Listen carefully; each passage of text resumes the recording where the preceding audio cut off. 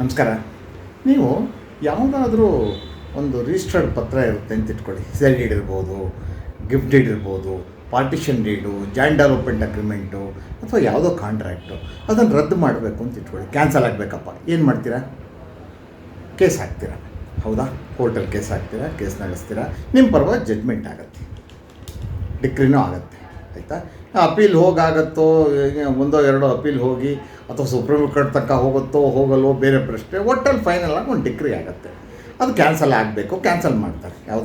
ಯಾವುದೋ ಒಂದು ಸಂಬಂಧಪಟ್ಟ ರಿಜಿಸ್ಟರ್ ಆದ ಪತ್ರವನ್ನು ಹೇಳ್ದಂಗೆ ಯಾವುದಾರ ಪತ್ರ ಆಗಿರ್ಬೋದು. ಆಗ ನೀವು ಸಬ್ ರಿಜಿಸ್ಟ್ರಾರ್ ಹತ್ರ ತೊಗೊಂಡೋಗಿ ಕೊಟ್ಬಿಟ್ಟು ಅದನ್ನು ಕ್ಯಾನ್ಸಲ್ ಮಾಡಿ ಅಂದರೆ ಕ್ಯಾನ್ಸಲ್ ಮಾಡ್ತಾರೆ.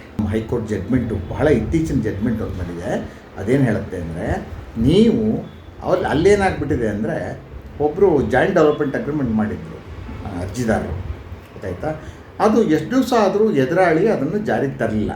ಆದ್ದರಿಂದ ಅವರೇನು ಮಾಡಿದರು, ಕೇಸ್ ಹಾಕಿದರು. ಕೇಸ್ ಆದ ತಕ್ಷಣ ಜಾಯಿಂಟ್ ಡೆವಲಪ್ಮೆಂಟ್ ಅಗ್ರಿಮೆಂಟು ರಿಜಿಸ್ಟರ್ ಆಗಿರ್ತಕ್ಕಂಥದ್ದು ಕ್ಯಾನ್ಸಲ್ ಆಯಿತು.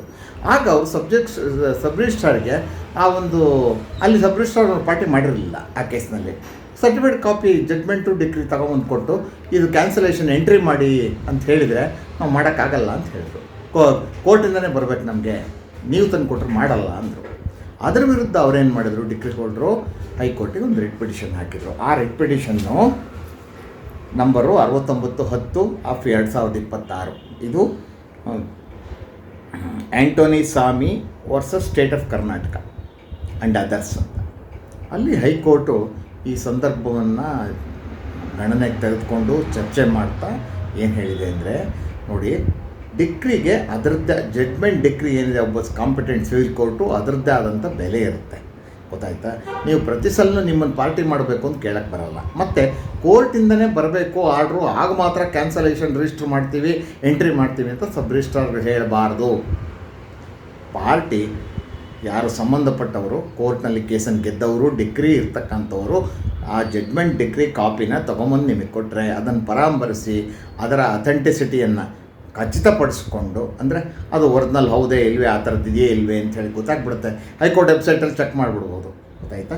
ಚೆಕ್ ಮಾಡಿಕೊಂಡು, ಅಥವಾ ಇದು ಸಿವಿಲ್ ಕೋರ್ಟ್ದಾದರೆ ಜಡ್ಮೆಂಟು ಆ್ಯಪಲ್ಲೇ ಕನ್ಫರ್ಮ್ ಮಾಡ್ಕೊಂಬಿಡ್ಬೋದು. ಮಾಡಿಕೊಂಡು ಅದು ಎಂಟ್ರಿ ಮಾಡಬೇಕಾಗತ್ತೆ. ರಿಜಿಸ್ಟ್ರು ಇದು ಕೋರ್ಟಿಂದನೇ ಬರಬೇಕು, ನಮ್ಮನ್ನು ಪಾರ್ಟಿ ಮಾಡಬೇಕು ಇತ್ಯಾದಿಗಳನ್ನು ಅವ್ರು ಹೇಳಬಾರ್ದು ಅನ್ನುವಂಥ ಒಂದು ಮಹತ್ವದ ತೀರ್ಪನ್ನು ಕೊಟ್ಟಿದೆ. ಈ ತೀರ್ಪಿನಿಂದ ಅರ್ಥವಾಗೋದು, ತಿಳಿಸೋದು ಏನಂದರೆ ಸಬ್ ರಿಜಿಸ್ಟ್ರಾರ್ಗಳಿಗೆ, ನೀವು ಕೋರ್ಟ್ನಿಂದನೇ ಜಡ್ಮೆಂಟ್ ಬರಬೇಕು, ಕಾಪಿ ನಿಮಗೆ ಡೈರೆಕ್ಷನ್ನು, ಆಗ ಮಾತ್ರ ಯಾವುದೋ ಒಂದು ಕ್ಯಾನ್ಸಲ್ ಮಾಡಬೇಕು, ಕ್ಯಾನ್ಸಲ್ ಮಾಡಿದ್ದನ್ನು ಎಂಟ್ರಿ ಮಾಡಬೇಕು ಸಂಬಂಧಪಟ್ಟ ರಿಜಿಸ್ಟ್ರಲ್ಲಿ ಅಂತ ಕಾಯ್ತಾ ಕೂತ್ಕೋಬಾರ್ದು. ಪಾರ್ಟಿ ಯಾರು ಸಂಬಂಧಪಟ್ಟವರು ಅದರ ಜಡ್ಮೆಂಟ್ ಡಿಗ್ರಿ ಕಾಪಿ ತೊಗೊಂಬಂದು ಕೊಟ್ಟರೆ ಅದನ್ನು ಎಂಟ್ರಿ ಮಾಡೋದು ಭದ್ರ ಇರ್ತೀರಾ ಅಂಥೇಳಿ. ಇಲ್ಲದೇ ಹೋದರೆ ಪಾರ್ಟಿಗಳು ಕಂಟೆಂಪ್ಟ್ ಹಾಕ್ಬೋದು ಸಬ್ ರಿಜಿಸ್ಟ್ರಾರ್ ಮೇಲೆ. ಪಾರ್ಟಿ ಇಲ್ಲದೇ ಇದ್ದರೂ ಅವ್ರ ಮೇಲೆ ಕಂಟೆಂಪ್ಟ್ ಪ್ರೊಸೀಡಿಂಗ್ಸ್ ಇನಿಷಿಯೇಟ್ ಮಾಡ್ಬೋದು. ಇದು ಬಹಳ ಮಹತ್ವದ್ದು. ನನ್ನ ಪ್ರಕಾರ ನೀವು ಅವ್ರ ಪಾರ್ಟಿ ಮಾಡಬೇಕಾದಿಲ್ಲ. ಹಾಗೆ ಜಡ್ಮೆಂಟ್ ತೊಗೊಂಡು ಅವರು ತಮ್ಮ ಕೆಲಸವನ್ನು ಮಾಡದೇ ಹೋದರೆ, ಅಂದರೆ ಯಾವುದೋ ಒಂದು ಡೀಡು ಪತ್ರ ಕ್ಯಾನ್ಸಲ್ ಮಾಡಿದರೆ ಕೋರ್ಟು ಅದನ್ನು ಜಾರಿಗೆ ತರದೇ ಹೋದರೆ, ಎಂಟ್ರಿ ಮಾಡದೇ ಹೋದರೆ ಸಂಬಂಧಪಟ್ಟ ರಿಜಿಸ್ಟ್ರಲ್ಲಿ, ತಾವು ಅವರಿಗೆ ಅವ್ರ ವಿರುದ್ಧ ಕ್ರಮ ತೊಗೋಬೋದು. ಆ ಕ್ರಮಕ್ಕೆ ಸಬ್ ರಿಜಿಸ್ಟ್ರಾರ್ಗಳು ಅವಕಾಶ ಕೊಡಬಾರ್ದು. ಇನ್ನು ಮುಂದೆ ಪಾರ್ಟಿಗಳು ತಂದಂಥ ಜಡ್ಮೆಂಟು ಮತ್ತು ಡಿಗ್ರಿ ನೋಡಿಕೊಂಡು ತಾವು ಸಂಬಂಧಪಟ್ಟ ಹಾಗೆ ಯಾವುದೋ ಪತ್ರವನ್ನು ಕ್ಯಾನ್ಸಲ್ ಮಾಡಬೇಕು, ಮತ್ತು ಆ ಕ್ಯಾನ್ಸಲ್ ಮಾಡಿದ್ದನ್ನು ಎಂಟ್ರಿ ಮಾಡಬೇಕು ಸಂಬಂಧಪಟ್ಟ ರಿಜಿಸ್ಟ್ರಲ್ಲಿ. ಇಷ್ಟು ಈ ವಿಷಯದ ಬಗ್ಗೆ ಮಾತಾಡ್ತಾ ಬೆಳಕು ಚೆಲ್ತಾ ನನ್ನ ಮಾತು ಮುಗಿಸ್ತಾ ಇದ್ದೀನಿ. ನಮಸ್ಕಾರ.